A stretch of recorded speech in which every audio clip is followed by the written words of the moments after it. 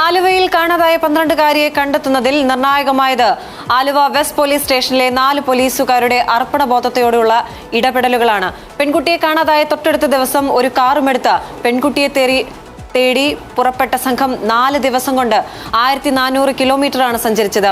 SI Satheesh Kumar, Sharon, Anshad, വനിതാ police ഉദ്യോഗസ്ഥ ലിഞ്ചു എന്നിവരാണ് ധാരാവി പോലെയുള്ള തിരക്കേറിയ സ്ഥലങ്ങളിൽ ഉൾപ്പെടെ ഇടവേളയില്ലാതെ തിരച്ചിൽ നടത്തി പെൺകുട്ടിയെ കണ്ടെത്തിയത്.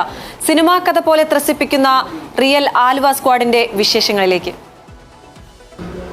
കഴിഞ്ഞ ശനിയാഴ്ചയാണ് ആലുവ വെസ്റ്റ് പോലീസ് സ്റ്റേഷൻ പരിധിയിൽ നിന്ന് ഒരു 12-കാരി കാണാതാവുന്നത്. പിന്നീട് സിനിമാ ത്രില്ലറുകളെ വെല്ലുന്ന രൂപത്തിൽ ആ അന്വേഷണ സംഘം ഇവിടെ നിന്ന് ഒരു 4 സംഘം ആലുവ വെസ്റ്റ് പോലീസ് സ്റ്റേഷനിൽ നിന്ന് പുറപ്പെടുന്നു. ഒരു 3 4 ദിവസം നീണ്ട അതീവ ശ്രമകരമായ ഒരു യാത്ര.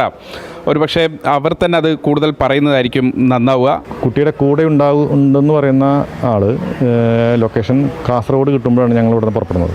പിന്നീട് അത് മംഗലാപുരമായി, അത് ഗോവയായി, ഗോവയ്ക്ക് ശേഷം ധാരാവിയായി, ബോംബെ ധാരാവിയായി. പിന്നീട് ഇവരെല്ലാം അറിയുന്നത് ഇവർ ഷോളാപ്പൂർ എന്ന് പറഞ്ഞ ഈ സ്ഥലത്തേക്ക് വീണ്ടും തിരിച്ചു വന്നുകൊണ്ടിരിക്കുന്ന ലൊക്കേഷനാണ് കിട്ടിയത്. ഞങ്ങളെന്തായാലും കുറച്ച് വെയിറ്റ് ചെയ്യാം എന്ന് കരുതി ബോംബെ തന്നെ വെയിറ്റ് ചെയ്തു. അതിനുശേഷം ഇവർ പെട്ടെന്ന് മൊബൈൽ ഓണായി. ഇവർ നിസാമുദ്ദീൻ ട്രെയിനിൽ ഉണ്ടെന്ന് ഞങ്ങൾക്ക് അറിയാൻ കിട്ടി. ഈ വണ്ടി സത്ര എന്ന് പറഞ്ഞ റെയിൽവേ സ്റ്റേഷനിൽ 1 മണിക്ക് എത്തുന്നു. അതിനുശേഷം 4 മണിയോടുകൂടി ഇത് പൂനെ ജംഗ്ഷൻ എത്തുന്നു പറയും. ഈ ട്രെയിൻ കുറച്ച് സമയം മാത്രമേ വെയിറ്റിംഗ് ഉള്ളൂ.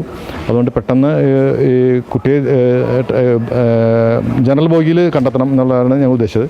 കണ്ടില്ലെങ്കിൽ ട്രെയിൻ യാത്ര ചെയ്യുമ്പോൾ ആ വണ്ടിയിൽ തന്നെ കയറി മുന്നോട്ട് പോവുക, അടുത്ത റെയിൽവേ സ്റ്റേഷന് എത്ര വരുന്ന അത് സെർച്ച് ചെയ്യാന്നുള്ളതായിരുന്നു പരിപാടി.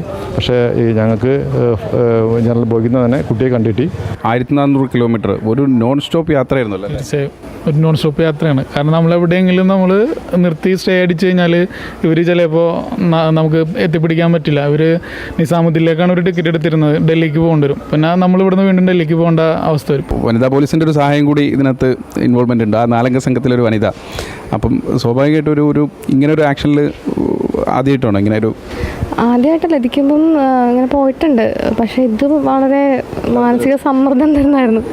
ടെൻഷനും സ്ട്രെസ്സൊക്കെ ഉണ്ടായിരുന്നു. അത് നമ്മൾ മുംബൈയിലെത്തി എന്ന് പറഞ്ഞപ്പോഴാണ് ടെൻഷൻ കൂടിയത്. നമ്മുടെ കൈവിട്ട് പോകുമെന്നുള്ളൊരു ടെൻഷൻ, പിന്നെ എങ്ങനെയും തിരിച്ചു കൊണ്ടുവരുന്നുള്ളൊരു ഉറപ്പ്, നമുക്ക് ഒരു വാശിയുണ്ടായിരുന്നു എങ്ങനെയും കൊണ്ടുവരണം എന്നുള്ളത്.